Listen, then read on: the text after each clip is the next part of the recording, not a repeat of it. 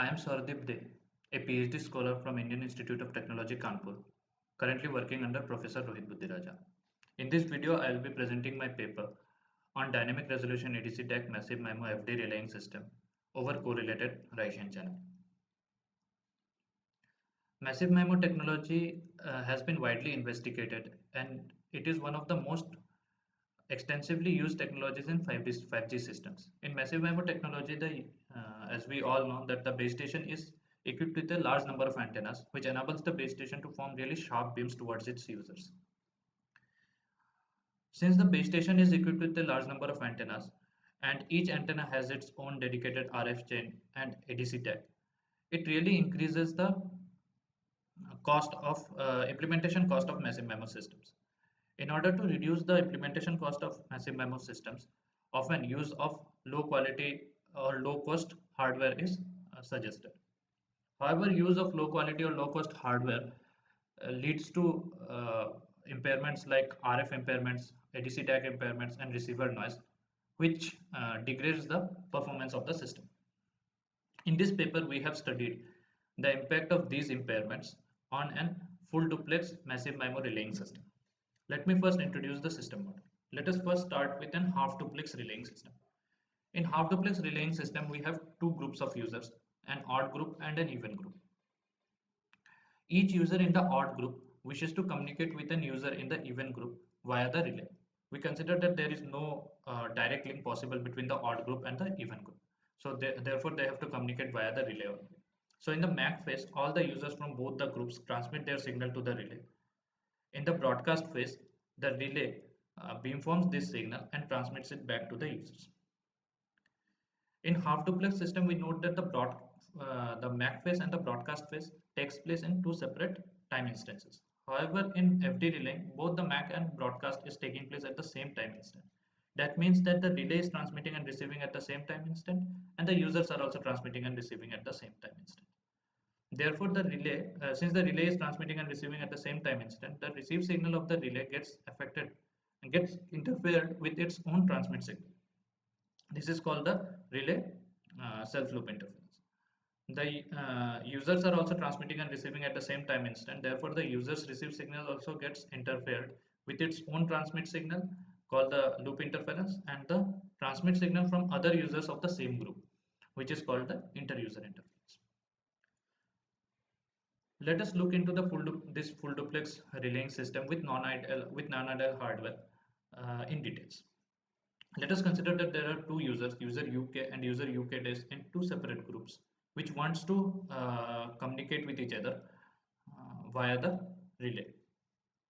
At first, the user UK will generate the symbol root PKXK, where PK is the transmit power of the user UK. Here in this paper, we have considered that the users are equipped with low quality RF chains. Now, if a signal X is given as an input to a low quality RF chain, the output is affected by an additive distortion noise eta. Now, this eta is modeled using the EVM model, where it is directly proportional to the power of X.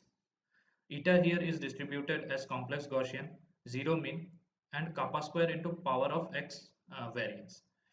Here kappa is the error vector magnitude EVM of the RF chain. So therefore, since the users are equipped with low quality transmit RF chains, and the effective transmit signal of the user is given by this root PKXK plus eta TUK. This eta TUK is the additive distortion noise added due to the low quality RF chain. Now all the users simultaneously transmit their signal to the relay. The relay receives the signal transmitted by all the users, all the 2K users, and because the relay is of full duplex architecture, it also its received signal also gets interfered with its own transmit signal given by this. This GRR XR bar is the loop interference of the relay. The received signal YR then passes through the RF chains, receive RF chains of the relay. Here we have considered that the relay is also equipped with low quality receive RF chains. Therefore, the output of these RF chains gets affected by an additive distortion noise eta RR. This eta RR, again, like the previous case, has been modeled using an EVM model. This eta RR therefore is directly proportional to the input signal YR. It also gets affected by an additive receiver noise. The output of the RF chains are then fed to the ADC architecture of the relay. When a signal X is given as an input to a low resolution ADC, it gets affected by an multiplicative distortion factor alpha and an additive quantization noise NQ. So if X is an input, alpha X plus NQ is the output. Uh, the alpha distortion factor alpha is a scalar constant and it depends upon the resolution of the ADC. NQ is the additive quantization noise and it is modeled using an AQNM model. From the AQNM model, this NQ is the quantization noise NQ is distributed as this. So in this paper, we have considered a dynamic ADC DAC architecture, which is present in the relay. Here, each ADC which is connected to the antenna is of different resolution. This really enables us to perform finer adjustments to the ADC DAC resolutions so that we can achieve better spectral efficiency and better energy efficiency. So therefore, the output of the dynamic ADC architecture is given by AA into YRRF plus NQA. AA is a diagonal matrix whose ith element is given by alpha AI, where alpha AI is the distortion factor of the ith ADC, and NQA is the additive quantization noise of the ADC.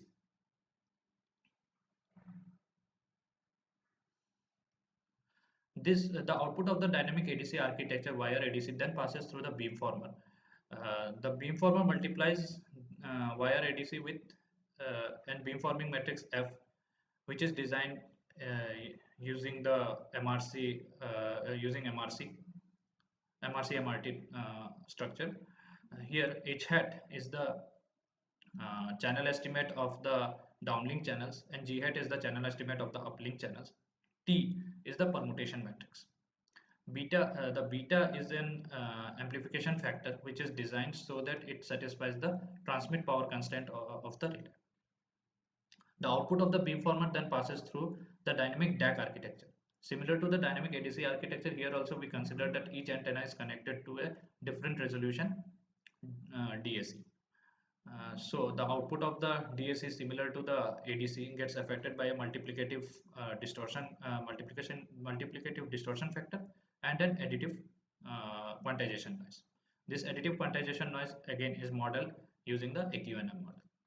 The output of the DACs are then fed to the low quality transmit RF chains, which generates the effective transmit signal of the relay, which is given by Q of XR plus eta TR. This eta TR is the additive distortion noise added because of the low quality transmit RF chains. This again is modeled using the EVM model where it is directly proportional to the input signal QXR.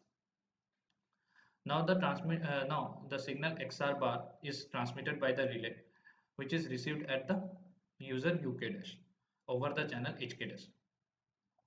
The users are of full duplex architecture, therefore they transmit and receive at the same time, and hence their received signal gets interfered with the self loop interference and also the transmit signal of the other user, that is the inter-user interference, which is given by the second term. This one. Now, since we have considered that the users are equipped with low quality RF chains, the signal again gets affected by an additive distortion noise and eta RUK dash, which is again modeled using the EVM model, and NK dash, which is the receiver noise. Now we'll look into the channel estimation of this particular system. Let us consider that TC is the overall coherence interval of the This is divided into three blocks: tau P1, tau P2, and tau T.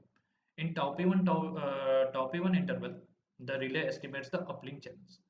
In tau P2 interval, the relay estimates the downlink channels. Now, here we have considered a TDD architecture, and therefore the relay can use the uplink pilots only to estimate the downlink channels. And then comes the data transmission phase. In the first block of tau P1, the kth user generates the pilot square root of PP into phi 1k. PP is the transmit pilot power of the users, and phi 1k is the tau P1 cross 1 pilot 1 cross tau P1 pilot vector. Here we have considered that the users transmit orthogonal pilots. Therefore, phi 1 I phi 1 j Hermitian is tau p1 for I equal to j and 0 for I not equal to j. The overall received signal or overall received pilot signal over the interval tau p1 is given by YRG.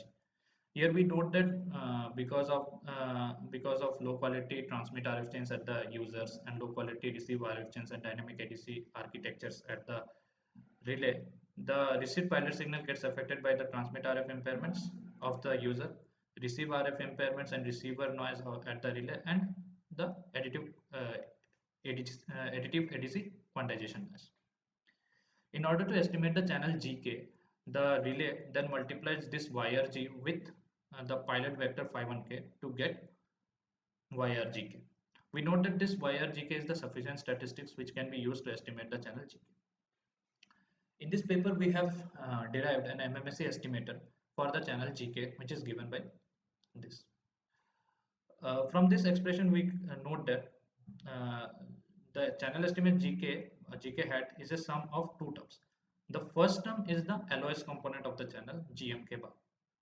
So here the LOS component of the channel GMK is perfectly estimated by the relay. This MMSE estimator perfectly estimates the LOS component. The whatever error is there in the channel estimation occurs in the non-line of sight path. We next study the normalized mean square error of this channel estimator, which is given by this expression, where CGK is the error covariance matrix of the channel estimator.